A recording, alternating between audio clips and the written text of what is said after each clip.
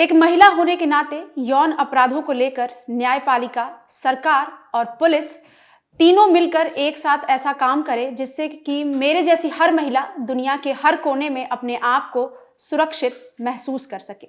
भारत में बलात्कार महिलाओं के लिए चौथा सबसे आम अपराध है। हर दिन कम से कम 86 मामले दर्ज होते हैं। साल 2021 में एनसीआरबी ने एक डेटा जारी किया था। इस डेटा के मुताबिक देश भर में 31,677 बलात्कार के मामले दर्ज किए गए थे। आज की तारीख में रेप को लेकर किसी भी महिला के साथ जिसके साथ रेप की वारदात को अंजाम दिया गया है, उसके बयान ही काफी होते हैं किसी भी अपराधी को सजा दिलवाने के लिए। आज की तारीख में रेप विक्टिम जो होती है उसके जो बयान होते हैं, इसके अलावा परिस्थिति जन्य जो सबूत होते हैं, उसके हिसाब से जो आरोपी है उसको सजा दिलवाई जाती है। ऐसे में आरोपी को सजा दिलवाना काफी हद तक आसान हो जाता है, खासकर पुलिस वाला जिसके पास महिला रिपोर्ट दर्ज करवाने के लिए पहुंची हो और उसने ठीक तरीके से रिपोर्ट दर्ज करने के बाद कार्रवाई की, तो ऐसे में जो अपराधी होता है जिसने रेप की वारदात को अंजाम दिया है उसे सजा दिलवाना बेहद ही आसान हो जाता है। ऐसे में क्या कोई पुलिस वाला या फिर कोई जज ही क्यों ना हो, रेप विक्टिम से ये कह सकता है कि तुम अपने कपड़े उतार कर मुझे दिखाओ कि तुम्हें चोट कहां कहां पर लगी है। ऐसे में कोई भी पुलिस वाला या फिर वो जज ही क्यों ना हो, किसी भी रेप विक्टिम से ये नहीं कह सकता या फिर उसे मजबूर नहीं कर सकता कि वो कपड़े उतार कर दिखाए कि उसे चोट कहां कहां पर लगी है। लेकिन ऐसा हुआ है जिसे सुनकर हर महिला अंदर तक हिल जाएगी। ये मामला है राजस्थान के करौली का। यहाँ पर एक महिला के साथ गैंगरेप जैसी वारदात को अंजाम दिया जाता है। इसके बाद महिला पुलिस में केस दर्ज करवाती है, लेकिन पुलिस वाले भी ढुलमुल रवैया अपनाते हैं। इसके बाद महिला को जज के सामने पेश किया जाता है, जहां पर उसका 164 के तहत बयान रिकॉर्ड होना था। लेकिन वहां पर भी उस महिला के साथ ऐसी भयानक वारदात हुई जिसके बारे में उसने अपने माता पिता को जानकारी दी। इसके अलावा उसने पुलिस में एक बार फिर से एफआईआर दर्ज कराई और जो मामले का खुलासा हुआ उसे सुनकर देश में हर कोई हिल गया, क्योंकि मामला था एक जज को लेकर, जहां पर यह महिला अपना स्टेटमेंट रिकॉर्ड करवाने पहुंची थी।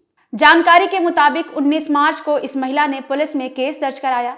इसके बाद 30 मार्च को पुलिस मुंसिफ कोर्ट में 164 के तहत बयान दर्ज करवाने पहुंची थी। यहां पर महिला के साथ उसके परिजन और महिला पुलिस भी मौजूद थे। लेकिन जब महिला जज के चैम्बर में पहुंची तो इस दौरान उसके माता पिता और महिला पुलिस को बाहर ही खड़ा कर दिया गया और महिला को अंदर भेज दिया गया, जहां पर उसने जज के सामने अपने बयान रिकॉर्ड करवाए। जब महिला उठकर जाने लगी तो जज ने उसे रोक लिया। उसने महिला से कहा कि तुम अपने कपड़े उतार कर दिखाओ कि तुम्हें चोट कहां कहां पर लगी है। यह सुनकर वो महिला सहम गई। जज की बातों से वो सन्न रह गई। इसके बाद उसने जज को जवाब देते हुए कहा कि नहीं, मैं ऐसा नहीं करूंगी, क्योंकि यहां पर ना तो मेरे माता पिता हैं और ना ही कोई महिला पुलिसकर्मी। इसके बाद जज ने कहा कि मुझे तुम्हारे जिस्म के ऊपर जो भी चोट लगे हैं मुझे देखना है।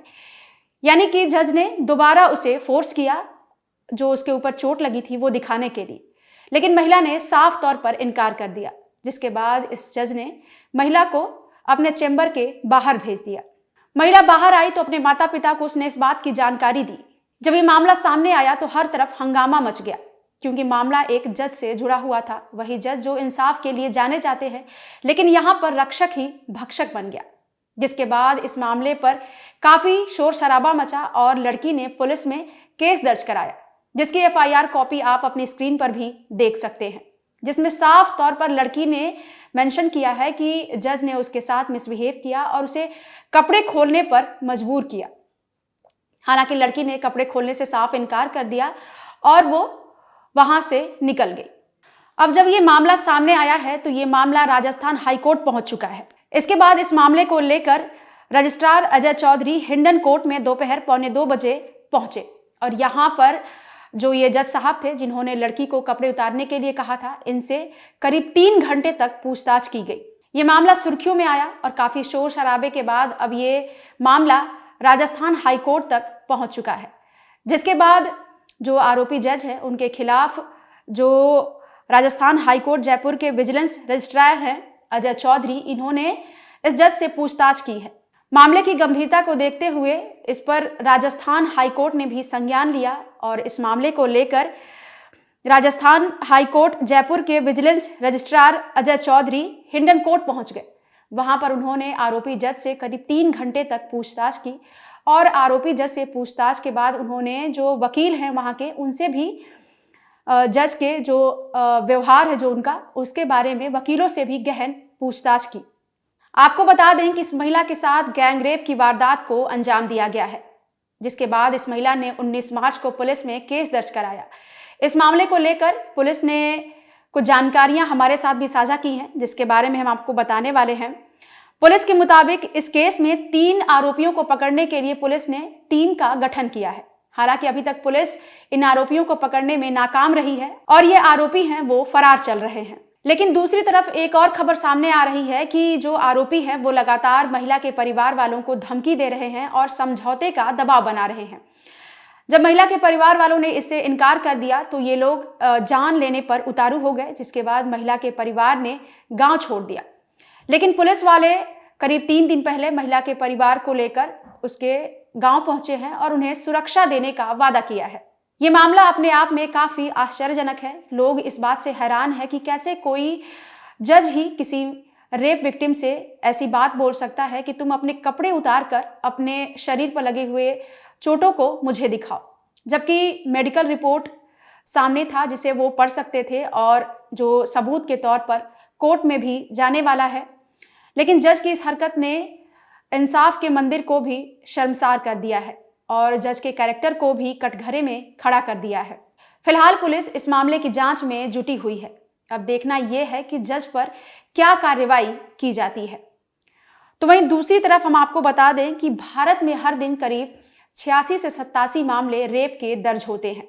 इसमें राजस्थान नंबर 1 पर है, जहां पर करीब 6342 मामले, जबकि मध्य प्रदेश में 2947 मामले और उत्तर प्रदेश में 2845 मामले दर्ज किए गए हैं। दिल्ली में रेप की घटनाएं जो दर्ज होती हैं उनका आंकड़ा है 1252। यानी कि ये जो 3 स्टेट्स हैं, राजस्थान, मध्य प्रदेश और उत्तर प्रदेश, ये टॉप 3 ऐसे स्टेट्स हैं जहां पर महिलाओं के साथ बलात्कार जैसे मामले बेहद ही गंभीरता से सामने आ रहे हैं, जिसके बारे में पुलिस से लेकर सरकार और न्यायपालिका को ही काम करना पड़ेगा और कानून को और सख्ती से लागू करना पड़ेगा। हालांकि साल 2012 में निर्भया कांड के बाद रेप के कानून काफी सख्त किए गए हैं, लेकिन आरोपियों पर इसका खौफ ना के बराबर है, क्योंकि इस मामले में आए दिन रेप की जो घटनाएं होती हैं, इसके जो आंकड़े सामने आते हैं वो काफी डराने वाले हैं। बहुत सारे मामलों में तो जो रेप विक्टिम होती हैं, वो रेप की जो वारदातें होती हैं वो केस दर्ज करवाने तक डर के मारे नहीं पहुंच पाती हैं, जिसके बाद ये मामला बीच में ही लटका रह जाता है और वो आए दिन अब उनकी जो पीड़ा है वो उसमें सफर करती हैं और जो अपराधी होते हैं वो खुलेआम घूमते रहते हैं। जो निर्भया कांड हुआ था, उसके बाद फिर हाथरस में जो कांड हुआ, उसके बाद बलरामपुर में गैंगरेप की वारदात को अंजाम दिया गया और अपराधियों ने लड़की को ऑटो रिक्शा से घर भेज दिया, जिसके बाद उसकी मौत हो गई। हाथरस में भी लड़की की गैंगरेप के बाद मौत हो गई थी। ये सारे आंकड़े अपने आप में बेहद चौंकाने वाले हैं, जिसके बारे में सरकार को बेहद ही गंभीरता से सोचने की जरूरत है। फिलहाल क्राइम तक पर इतना ही। आगे इस मामले में जो भी अपडेट सामने आएंगे हम आप तक जरूर लेकर आएंगे। देखते रहिए क्राइम तक।